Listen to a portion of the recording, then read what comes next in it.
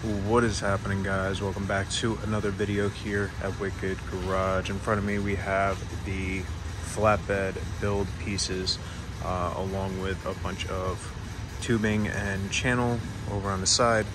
You can see we have a bunch of diamond plate 3/16 for the floor, 1/8 inch for the rear, and then we have a few pieces of regular hot rolled 5x10 and 4x8, as well as some aluminum 1/4 inch for the doors. Now we are making a type of service body flatbed, so it's going to be a pretty cool build. I'm actually going to take it in the style of how Maintainer builds their service trucks, just like the service truck that I have.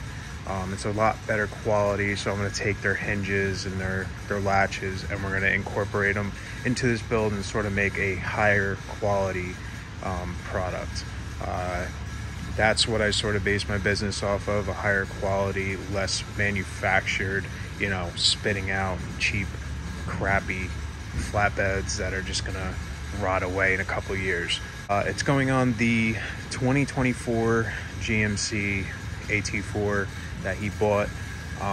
It's sitting on the side right now. It's a cabin chassis, so it has the flat frame, but it does have the def, so we have to modify the driver's side front cabinet. So before we get into it, if you haven't already, make sure you hit the subscribe button. Really appreciate it. And like, comment, and share this video. This will be a series, so let's start building this badass truck.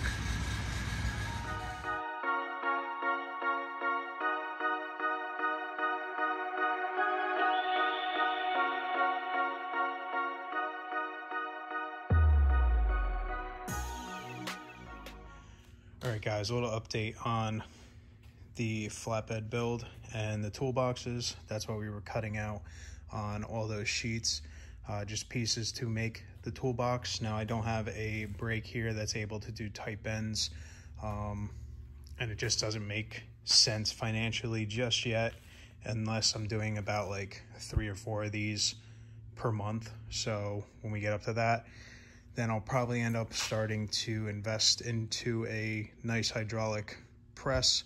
I have a custom one we made with the Swag off-road kit, but that's not really made to do this type of work. This is a very tight bend, 1 inch on the first one to create the lip for where the seal is going to sit on, and then it's going to get stepped out 1 inch, and then there'll be a 1.5 inch, and then a bend going to the big part. Everything is cleaned up, measured out. Had a little bit of a battle wound, as you can see here. The plate, the second plate, the big plate, I pulled off of there, and I went to drop, and it sort of kicked back, went up through my glove. Could have been a lot worse. It was just my finger, it wasn't my palm, and my palm had a little bit of a line going through it, so got lucky there. Still hurts, but that's part of this. You just got to man up and do what you got to do. I just finished these. You can see I marked everything, the ID, where everything's going to be, how it's going to be bent. Right here, you can see how it's going to get bent. So the seal will sit right on this lip, just like it does on the Maintainer, and then the door will sit against that, and it will sort of be pushed up inside. So that's where we're at right now. We got to wait until Tuesday when we go up there. I'm just getting everything ready to put on a pallet so that I can just throw it on the back of my truck and drive up there and get everything done. And then I have something to strap all these pieces to, because it's going to be big boxes once it's all bent.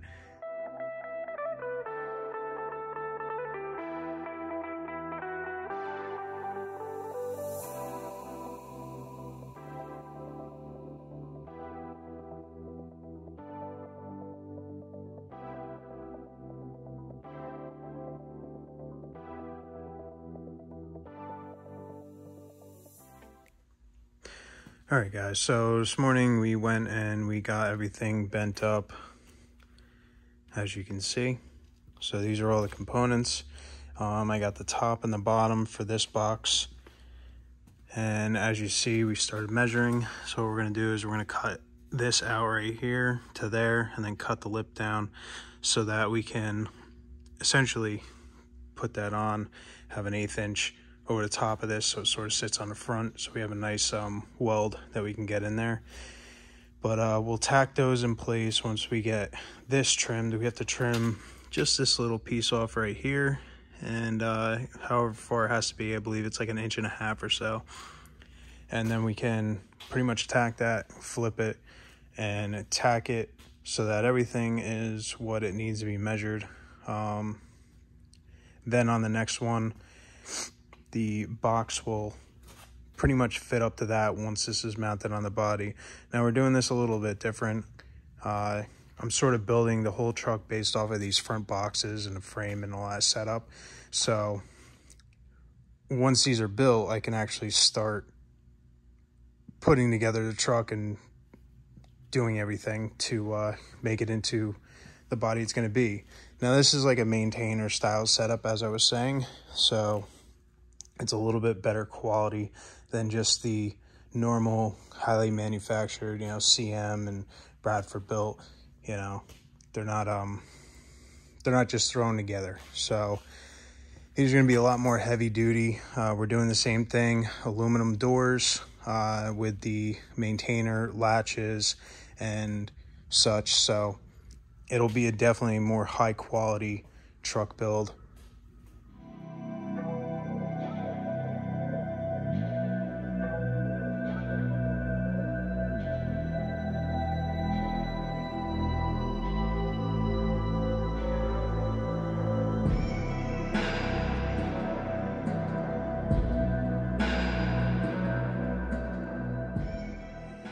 All right, guys, so this box, we measured everything. Everything is pretty much square where it needs to be. All the measurements sync up with one another.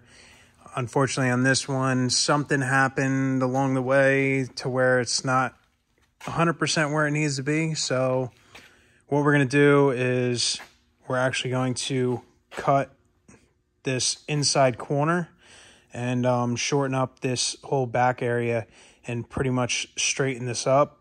For some reason, it's about 3/8 to 1/2 inch out on the bottom and 1/8 inch on the top. So we're just going to chop that off, trim it, and get everything pretty much tacked up.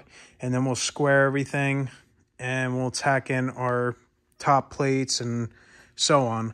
Just part of fabrication, some things don't work out the way you originally planned, so you have to pretty much adapt and modify what you need to modify.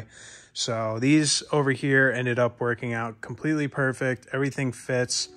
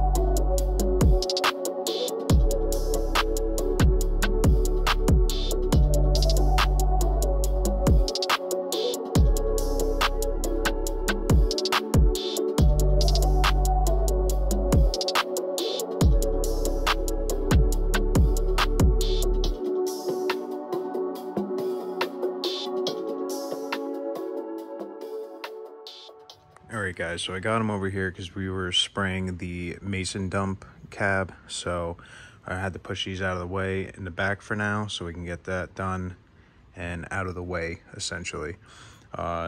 These came out really good, as you can see. Welded everything up, ground it all down.